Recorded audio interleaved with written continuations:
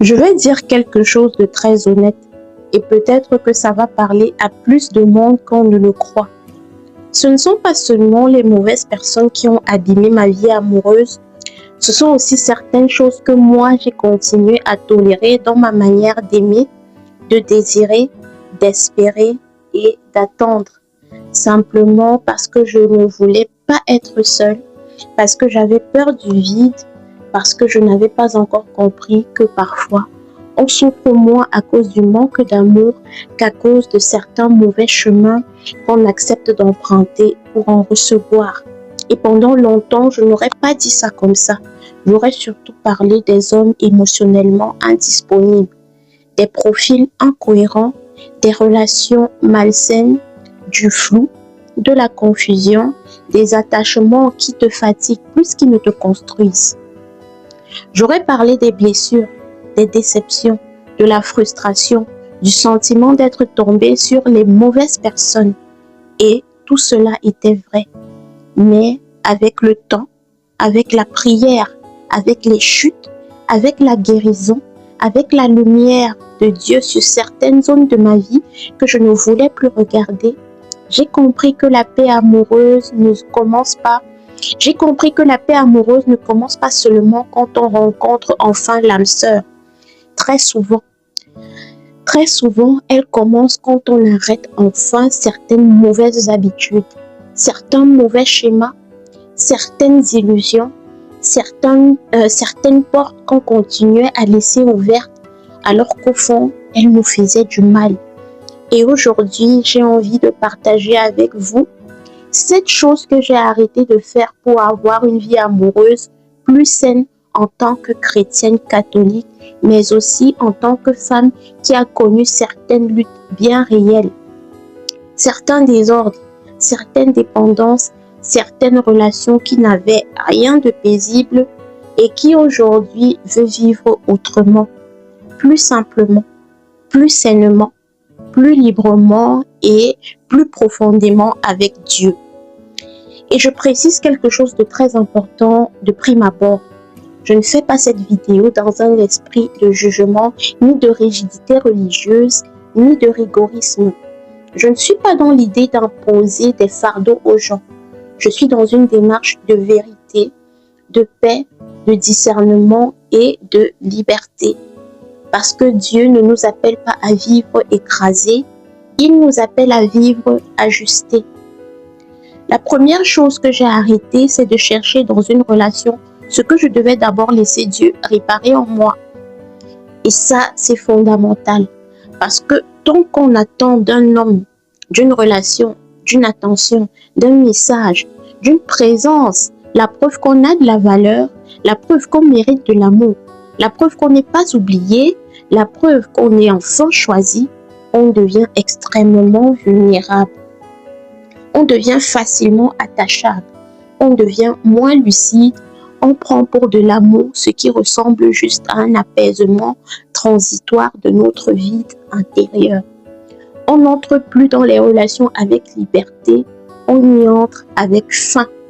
Et quand on a faim affectivement, émotionnellement, on accepte beaucoup trop de choses.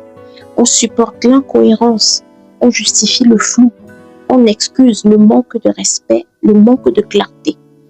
On appelle connexion ce qui est parfois simplement une réponse momentanée à notre propre solitude. Pourtant, Jésus dans l'évangile selon saint Matthieu dit ceci: cherchez d'abord le royaume de Dieu et sa justice, et tout cela vous sera donné par surcroît. Ça veut dire quoi? Ça veut dire que lorsque Dieu n'est pas à sa juste place dans mon cœur, je risque de mettre quelqu'un d'autre à cette place. Et le problème, c'est qu'aucun être humain ne peut porter ce poids-là sans que ça devienne malsain. J'ai donc arrêté de faire de l'amour humain un sauveur. J'ai arrêté d'espérer qu'une relation amoureuse vienne guérir de façon magique mes blessures, me rassurer en permanence et réparer ma solitude, m'offrir une identité stable Parce que ce n'est pas à une relation de faire ce travail à la place de Dieu. Une relation saine peut accompagner une personne en guérison, mais elle ne peut pas remplacer l'œuvre intérieure que Dieu veut faire dans notre vie. La deuxième chose que j'ai arrêté, c'est de nourrir ma vie intérieure avec des choses qui déformaient ma manière d'aimer, de désirer et de me regarder moi-même.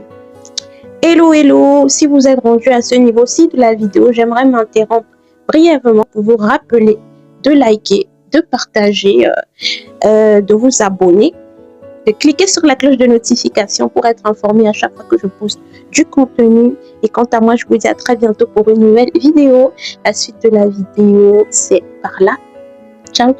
Et là, je parle clairement de mes anciennes addictions, de mes anciens travers, de ma dépendance à la masturbation, aux films pornographiques. J'en ai déjà parlé dans mes anciennes vidéos, et de tous les effets nocifs que cela peut produire dans le cœur quand on ne met pas de vérité dessus. J'en ai déjà parlé ouvertement, et ce n'est pas un secret pour vous, pour ceux qui ont regardé la vidéo. Et je pense que c'est important d'en parler ouvertement, avec maturité, sans tomber dans la banalisation, ni dans la condamnation hystérique. Parce que quand on nourrit son esprit avec certaines images, avec certaines habitudes, certains mots, certaines pratiques répétées, ça ne reste pas sans conséquence. Ça façonne notre imaginaire, ça trouble notre rapport à notre corps.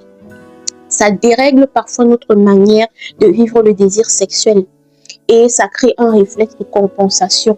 Ça peut donner au corps une fonction de soulagement immédiat au lieu d'en faire un lieu de dignité, de cohérence, d'offrande à Dieu et de paix intérieure. Et Saint Paul dit dans la première épître aux Corinthiens d'ailleurs, « Tout m'est permis, mais tout n'est pas profitable. Tout m'est permis, mais tout n'est pas profitable. Je ne me laisserai pas asservir par quoi que ce soit. » Ce verset m'a énormément marqué. Pourquoi? Parce que j'ai compris que derrière certaines habitudes, il n'y avait pas seulement une faute morale, il y avait également une forme d'asservissement. Et moi, je ne voulais plus être asservie, je ne voulais plus être esclave de mes pulsions. Je ne voulais plus que mes frustrations, ma solitude ou mon mal-être décident à ma place. Je ne voulais plus me sentir enchaînée à des comportements qui me donnaient un soulagement passager, mais me laissaient plus vide après. Alors oui, j'ai décidé d'y renoncer.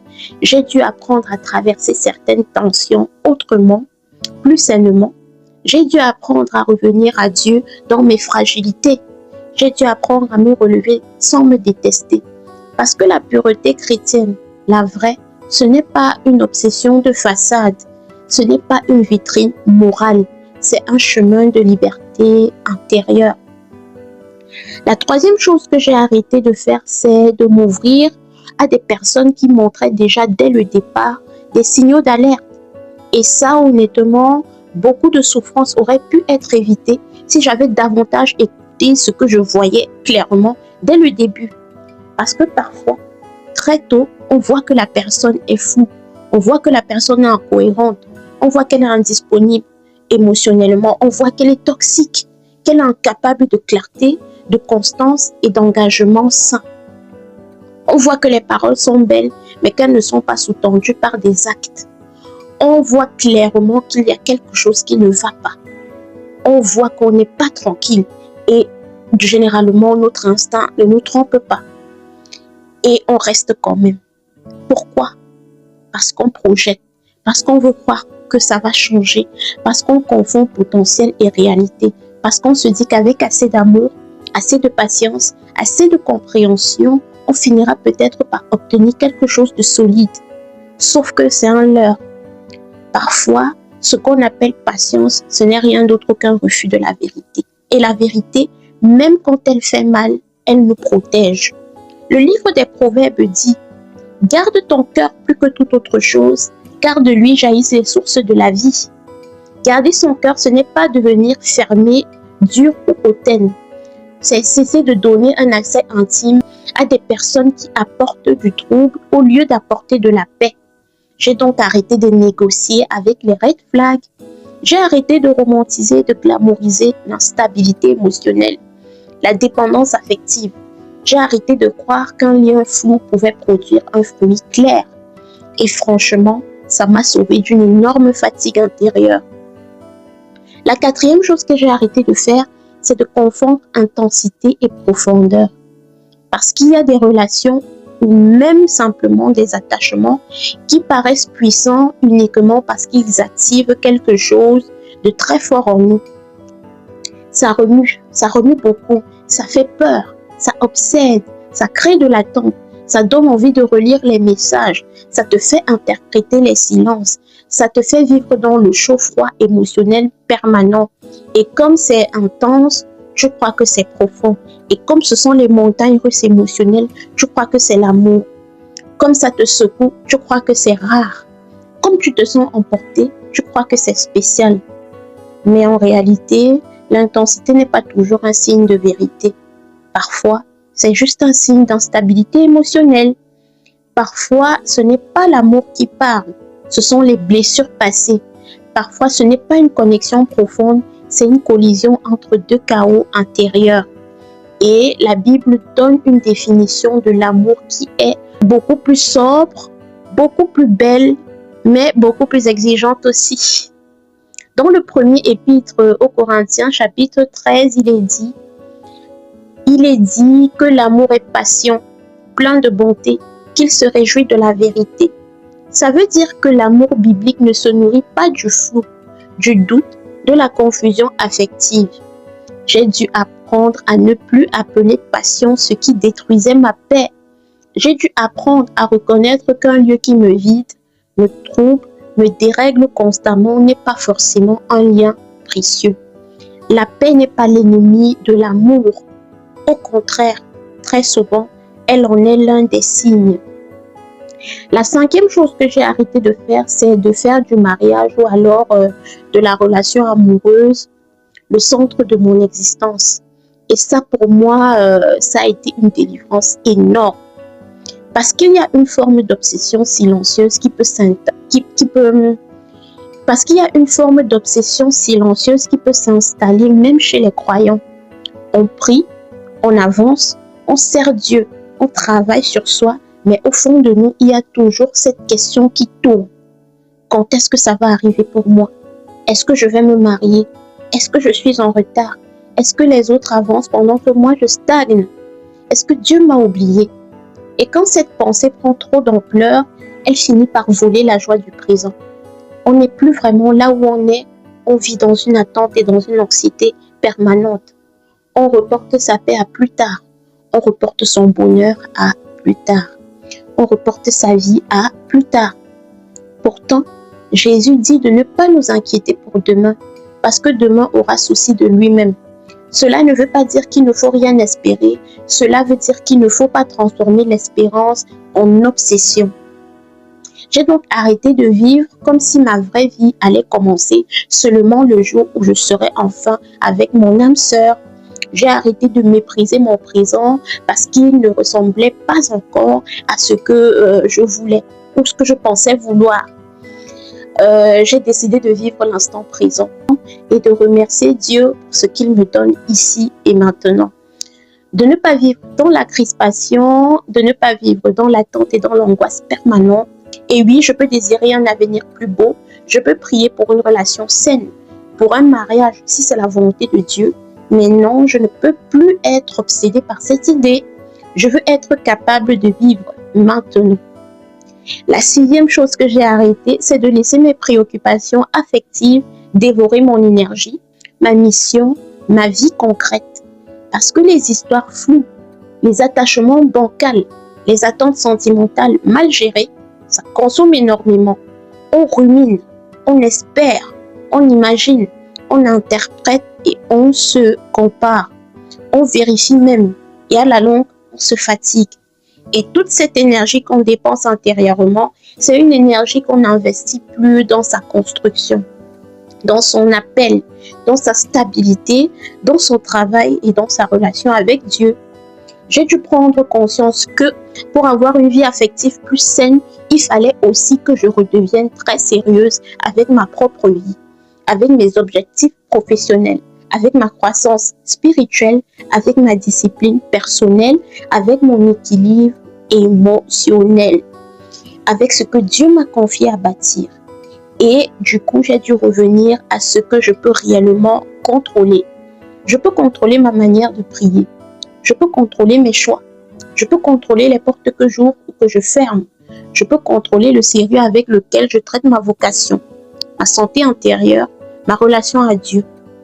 Et plus je me suis concentrée sur cela, plus certaines obsessions ont perdu leur pouvoir sur mon psychisme. Parce qu'une personne qui construit sa vie dans la vérité devient moins dépendante aux émotions désordonnées. Elle n'a plus besoin de n'importe quel lien pour se sentir vivante. Et enfin, la septième et dernière chose que j'ai arrêté de faire, c'est de voir l'abstinence comme une frustration, alors qu'elle est devenue pour moi un espace de liberté. Et là encore, je veux être très claire. Je ne parle pas d'une abstinence vécue dans la peur du corps. Je ne parle pas d'une abstinence vécue dans la rigidité ou dans la supériorité spirituelle aux autres, dans la posture de celle qui veut paraître plus vertueuse, plus pure que les autres. Ce n'est pas ça. Je parle d'une abstinence choisie, consciente, apaisée, comme une manière de dire à Dieu, je ne veux plus que ma vie amoureuse soit pilotée par l'urgence, par le manque, par la peur, par l'impulsion et par la compensation. Je veux retrouver de la clarté. Je veux retrouver de la cohérence. Je veux retrouver de la paix. Parce que j'ai compris qu'à chaque fois que j'ouvrais certaines portes, sans être vraiment en paix, sans vraie clarté, sans vrai discernement, je me blessais davantage. Alors oui, aujourd'hui, j'observe une abstinence sexuelle stricte.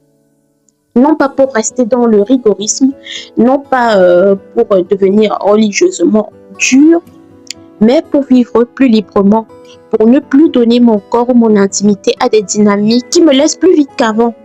Dans l'Épître aux Galates, le fruit de l'esprit comprend la joie, la paix et la maîtrise de soi. Et je crois profondément que la maîtrise de soi n'est pas l'ennemi de la joie. Elle est souvent ce qui la protège. Elle n'est pas l'ennemi de l'amour, elle est ce qui lui permet de ne pas se déformer. Et finalement, ce que je partage ici n'est pas seulement une affaire de catholicisme ou même seulement une affaire de femmes. Non, c'est un sujet humain, spirituel et universel. Beaucoup de chrétiens, même non catholiques, peuvent se reconnaître dans ce que je dis aujourd'hui. Ils peuvent se reconnaître dans certains de ces combats. Parce qu'au fond, la vraie question n'est pas seulement « est-ce que je vais rencontrer l'âme sœur un jour ?» La véritable question c'est « est-ce que je suis en train de laisser Dieu guérir ma manière d'aimer maintenant ?» Est-ce que je suis en train de sortir de ce qui me tire vers le bas? Est-ce que je suis en train d'apprendre à discerner? Est-ce que je suis en train d'apprendre à protéger ma paix? Est-ce que je suis en train d'abandonner ce qui nourrit le péché, le désordre et la confusion? Ou alors, est-ce que je continue à collaborer avec ce qui me détruit en secret? Pour moi, le vrai début de la guérison amoureuse, ça n'a pas été une rencontre. Ça a été un renoncement. Le renoncement à me trahir pour ne pas être seul. Le renoncement à courir après des profils qui n'étaient pas bons pour moi. Le renoncement à nourrir certaines habitudes qui me coupaient de la paix. Le renoncement à faire de l'amour humain une idole. Le renoncement à vivre dans l'attente et dans l'angoisse obsessionnelle. Et ce renoncement-là ne m'a pas rendu vide, il m'a rendu plus libre. Aujourd'hui, je ne suis pas en train de dire que ma vie est parfaite. Je ne suis pas en train de dire que je n'ai plus de combat. Je ne suis pas en train de dire que tout est devenu plus facile comme par magie. Je ne suis pas en train de dire que le désir d'aimer ou d'être aimé a disparu. Non. Mais je peux dire une chose et je le dis avec assurance, je suis plus en paix. Je me respecte davantage. Je discerne mieux. Je vis mon célibat plus sainement et je me sens moins dispersée. Je me sens moins obsédée et je me sens moins vulnérable à certains schémas. Et surtout, je sens que Dieu m'apprend à aimer autrement, avec plus de vérité, plus de clarté et plus de maturité. Pas avec de l'ascétisme sec, pas dans la rigidité religieuse, mais dans un abandon lucide. Un lâcher-prise avec Dieu qui ne nie pas l'exigence, mais qui refuse la dureté. Et c'est ce que je souhaite à toute personne qui regarde cette vidéo. Non pas de devenir parfaite, mais de devenir plus libre. Ne pas jouer un rôle spirituel, mais retrouver un cœur aligné. Non pas vivre dans la peur permanente de mal faire, mais entrer progressivement dans une paix qui remet de l'ordre dans les désirs, dans les choix, dans les relations et dans les attentes. Merci d'avoir regardé cette vidéo jusqu'au bout et j'aimerais vraiment ouvrir la conversation avec vous. Alors dites-moi en commentaire, parmi les 7 choses que je viens de citer, laquelle vous parle le plus aujourd'hui? Et qu'est-ce que vous sentez que Dieu vous appelle à abandonner aujourd'hui pour vivre une vie amoureuse, plus saine, plus équilibrée et plus paisible? Je suis impatiente de lire vos commentaires. Et bien entendu, abonnez-vous. N'oubliez pas de vous abonner, forcément. Abonnez-vous, likez, commentez, partagez. Cliquez sur la cloche de notification pour être informé à chaque fois que je poste du nouveau contenu. Et moi, je vous dis à très bientôt pour une nouvelle vidéo. Ciao, ciao.